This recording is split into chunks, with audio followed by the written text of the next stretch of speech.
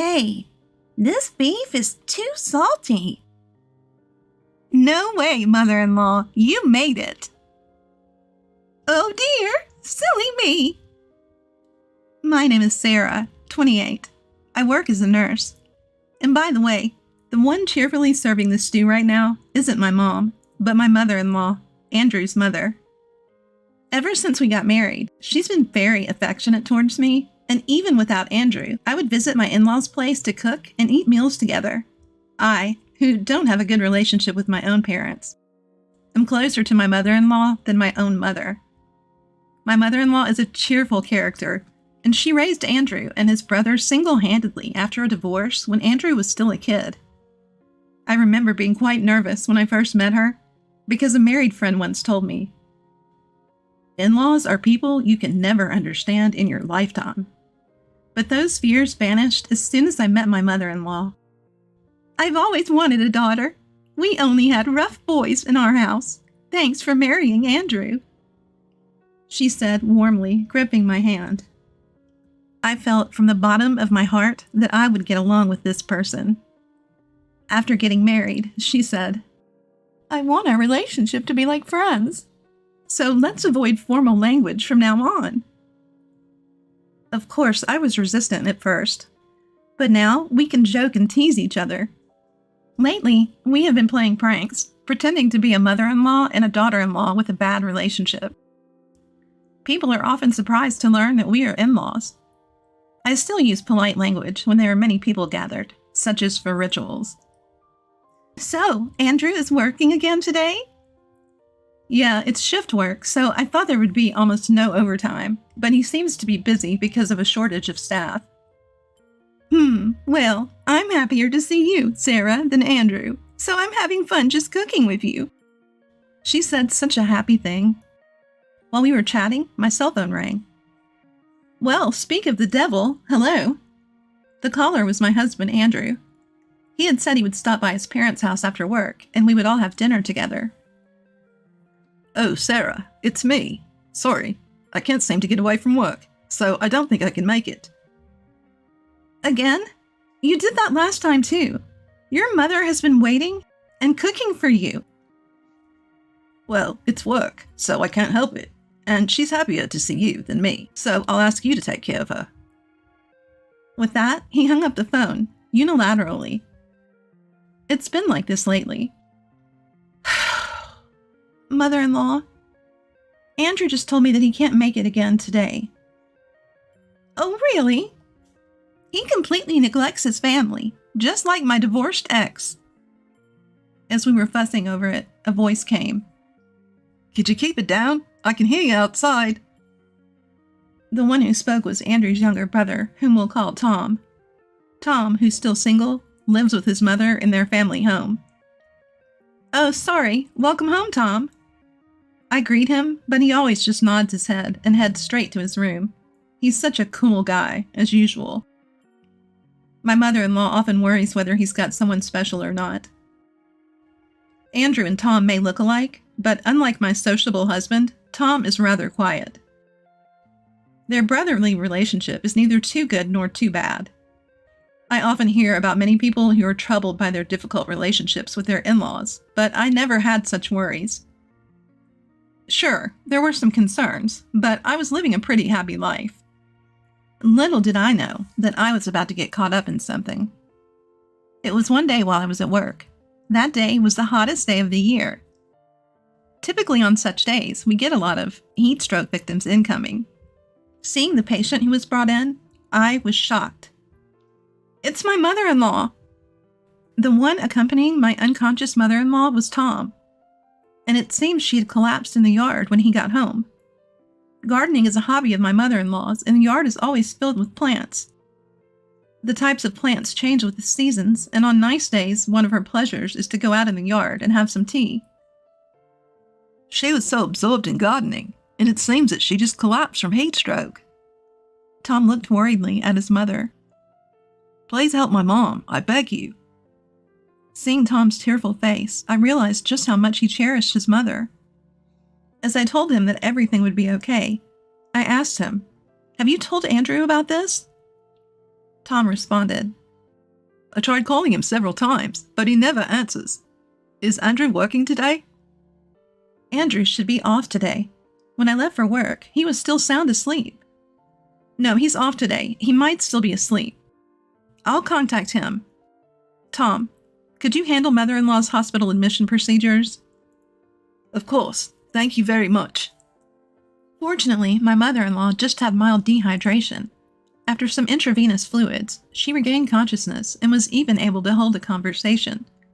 Despite assuring us she was fine, she ended up being hospitalized for a few days for further examination. I guess I pushed myself too hard and suddenly felt weak. I'm sorry for worrying you. Thanks, Tom. As she said this to Tom, he replied as always, Not a big deal. Keeping his cool demeanor. At this point, I finally remembered to call Andrew. After trying several times without response, a groggy voice on the other end of the line finally answered. Hello? Ah, Andrew, you finally answered. How long are you planning on sleeping? In response to me, Andrew replied lazily, Actually, I've been up and out for a while now. You know I haven't seen Mom in a while, right? Thought I should do something nice for her, so I took her out to a fancy restaurant. Hearing Andrew speak such blatant lies, I realized the truth. I see. She must be happy. Yeah, she seemed really happy. She's so attached. It's almost troublesome. Anyway, because of that. As he was about to hang up, I said, Wait, there's something I wanted to ask mother-in-law. Could you put her on the line? Seeing how he seemed to panic at my request, he managed to croak out, No, she just went to the bathroom. I'll just pass on the message. That's okay. I'll just ask her myself the next time I see her. Are you coming home early today? Sorry, but I have to work after this. Tom tried calling me earlier too, but I figured it wasn't anything urgent, so I just ignored it. He said as he laughed before abruptly ending the call. I had suspected it for a while, but it became clear that Andrew was having an affair. And it seemed like he was deeply infatuated with his mistress. I could almost imagine flowers blossoming in his mind. I wonder which field of flowers he's lost in. I won't let him get away with this. He better be ready.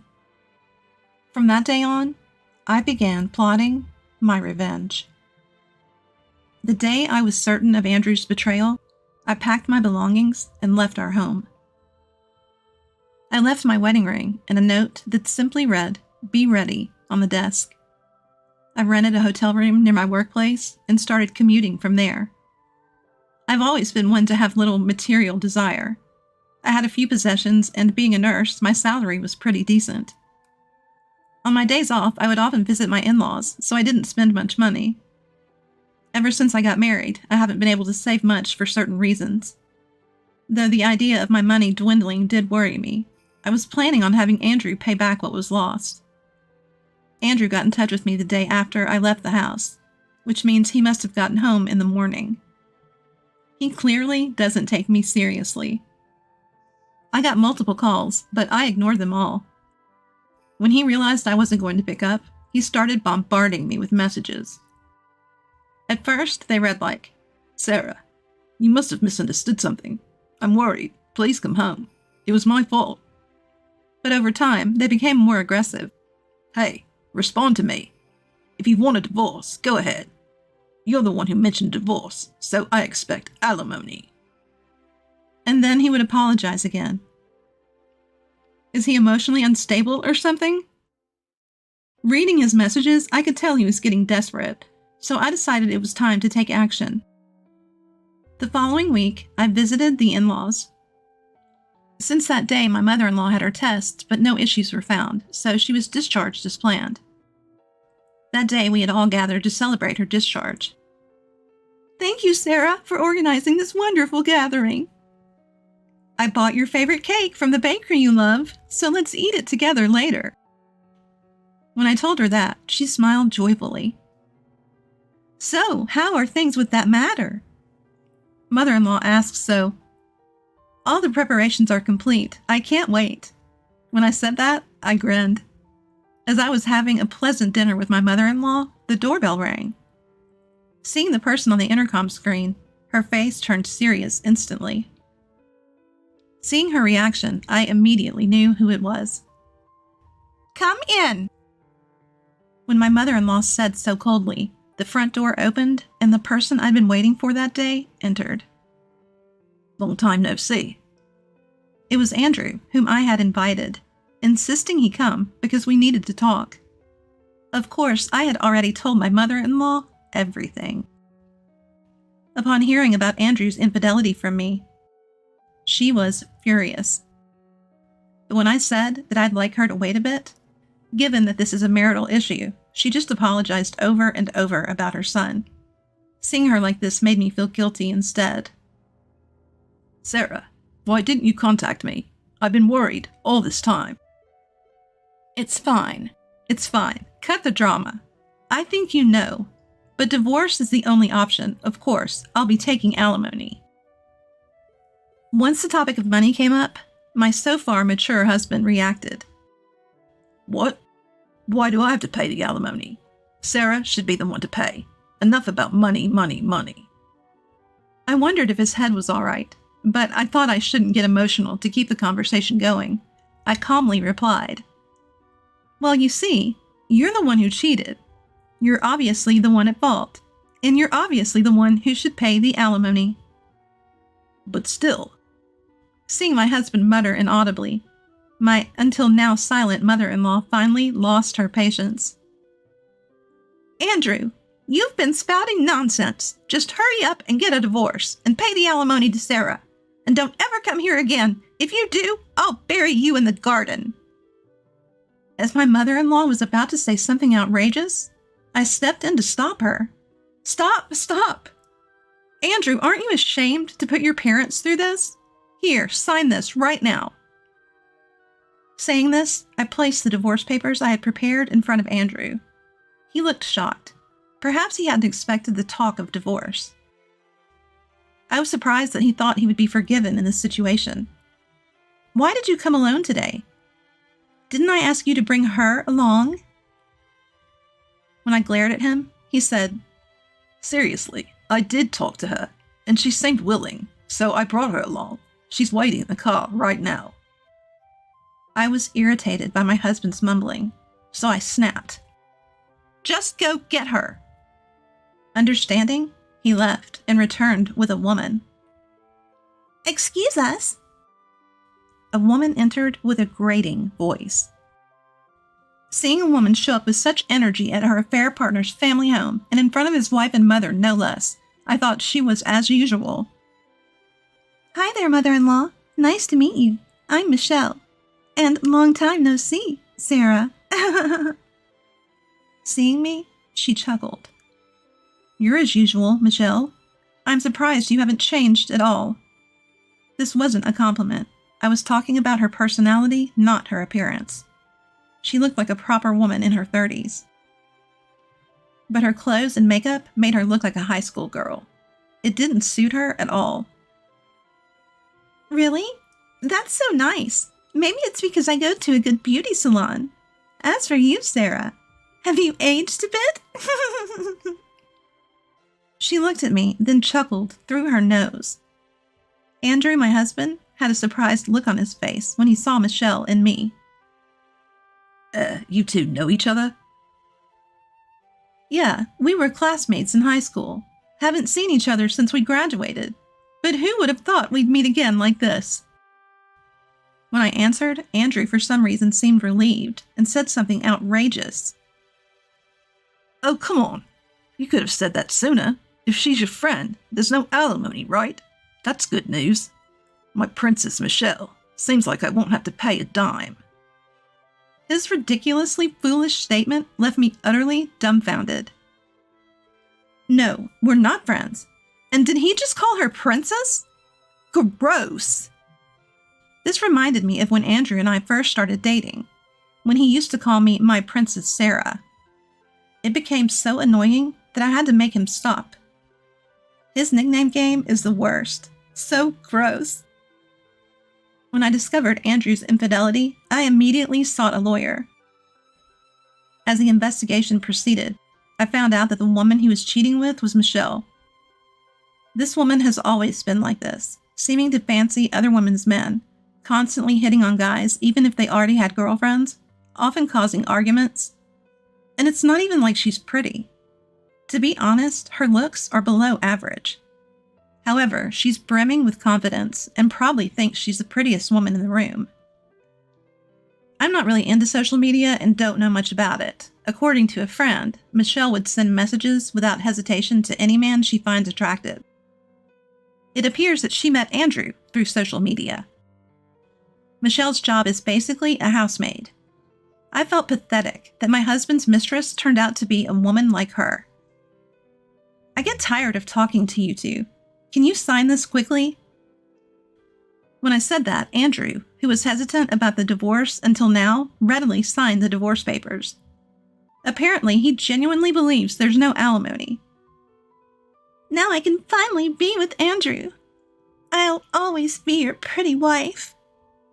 Nothing is more cringeworthy than a woman in her 30s trying to act all cutesy. Despite this, Andrew didn't seem to mind. I started to worry about his eyesight. So, mother-in-law, please get along with me from now on. When Michelle says this, my mother-in-law replied, "Huh? No, thanks." She answered with a deep, intimidating voice. "Oh no, that's scary." As Michelle started to whine to my husband, Andrew, he started spouting nonsense about being unfair even though she's good friends with me. I was thinking someone ought to do something about these two when my brother-in-law, Tom, came home.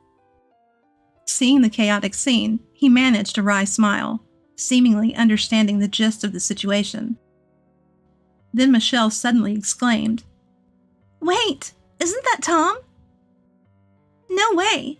Are you the brother he mentioned?" She seemed to be getting overly excited all by herself. As I wondered what had come over her, Tom responded, "Long time no see, Michelle." Apparently, Michelle and Tom used to work at the same part-time job. Considering Tom's not bad looking, it's not surprising that Michelle had taken a liking to him. By the way, due to her terrible memory, Michelle ended up getting fired from that job. "I'm going to be your new sister-in-law. Are you happy?" Michelle swayed her body as she addressed Tom, to which he responded, "Are you serious? That's the worst." My brother-in-law replied coldly. His cold response seemed to stun Michelle, who froze in place. "Oh, this was sent to me by a friend. That's you, right?" Tom then showed us a certain website. It was one of those unpleasant sites where people laugh at other people's social media posts. One person was frequently the butt of jokes on this site, with comments like, "Michelle is exhausting today, too," and "At this point, it's just a joke." Furthermore, Tom showed us one of Michelle's social media accounts. The photos were mostly selfies, making it obvious that they were of Michelle. Looking at Michelle out of the corner of my eye, thinking that this would surely upset her, she said, "It's hard being popular. These are mostly just women being jealous. Oh well, whatever." Although she responded in that manner, it was clear she was less energetic than before. Even she seemed to have been hurt by this. Just because it's the internet doesn't mean you can write whatever you want. I couldn't help but feel a bit of sympathy for her in this case. "Well, it doesn't matter. From now on, Andrew and I are going to live a glamorous life." Hearing those words, I couldn't help but burst into laughter. A glamorous life? No way! "Could you stop acting tough because your husband got taken? It must be tough to lose a doctor husband, huh?" At Michelle's words, we all burst into laughter. Wait, when did Andrew become a doctor? Congratulations! I was laughing so hard that Michelle looked utterly bewildered. Apparently my husband had posted a picture of the hospital where I work on social media, along with the words, "Another hardworking day." I remember he used to come pick me up after work. The post was meant for me. But she somehow misinterpreted it as Andrew's workplace. The equation of hospital equals doctor made me burst into laughter due to its simplistic nature. But Andrew was always generous with money, and even took me to a fancy restaurant the other day. He also paid for my spa appointments. As Michelle continued, it was clear she was starting to panic. I didn't think my husband had much money, which was puzzling. When I asked him about the source of the money, he let out an astonishing revelation. I used Sarah's credit card. Even if we're family, using a credit card in someone else's name is illegal. But my main card is still in my wallet. I used it to pay for a hotel just the other day. So whose card did he use? As I was wondering this, he returned the card. Well, what's done is done. Besides, we're still married. Look, this is a family card. It's your card. He must have forgotten, but we got this family card when we got married because there was a campaign to increase points. I have my own card, so I've never used it. Therefore, of course, the payment this time was from his account. You still have your severance pay from your previous job, right? You'll figure it out. As I said this with a smile, his face turned pale. He used to work for a fairly decent company. His diligent work was valued, and he even became a team leader. However, after being married for a while, he suddenly quit his job. He claimed the reason was me. As a nurse, I often worked night shifts and sometimes earned more than him. This apparently hurt his pride, and he started saying things like, If Sarah's making money, I don't have to work, right? But I didn't mind that at all. My husband Andrew did help out with the chores around the house, which was beneficial. However, it was indeed tough having to bear the cost of living all by myself. Almost all my salary went towards living expenses, and I had no room to save. Andrew always made up some excuse to avoid visiting my in-laws' house, probably because he didn't want my mother-in-law nagging about this issue. I was naive to think that he would someday find a steady job. Desiring some pocket money, Andrew announced, I got a job. He started working part-time at a convenience store near the train station and has been promoted to team leader. Listening to my story, Michelle muttered, Convenience store? Team leader? She was mumbling something under her breath, then suddenly stood up, exclaiming, You've been lying to me! You're the worst! I'm going to sue you! I'm leaving! She ran off like a scared rabbit. Watching her retreating figure, I thought to myself, It's you who's going to get sued, sorry to say. I muttered so in my mind. After the storm passed, the room was eerily silent. Breaking the silence was, Well, that's how it is. Sarah, let's get along from now on. It was my silly husband Andrew. I was dumbfounded at his stupidity. When Andrew tried to put his arm around me, my former judo team captain brother-in-law Tom performed a beautiful throw on him. When I saw my mother-in-law exclaiming, What a throw! I had to stifle my laughter. Andrew apparently had some judo experience, but he looked quite foolish, taken by surprise. As for what happened after, I quickly filed for divorce. Andrew paid me alimony from a term deposit that had matured before we got married. He showed up at my workplace once after the divorce in a pitiful manner, but after I threatened to call the police if he showed up again, he never did. I thought about claiming damages from Michelle as well, but honestly, I didn't want to deal with her anymore. I didn't need to do anything. I knew she would face hardship in the future. During a consultation with a lawyer, I learned something about Michelle. About the woman your husband cheated with, we've received consultations from other people as well, and I believe she will definitely be punished. Apparently, Michelle was involved with many people, not just my husband, and there were over 10 victims, including people whose marriages had been ruined or who had lent her money and been run out on. She definitely needs to pay for her actions. A few days later, a friend from high school showed me a viral video on social media where victims were gathered in front of Michelle's house shouting, Give back our money. And We'll never forgive you. it became such a scene that the police had to be called in.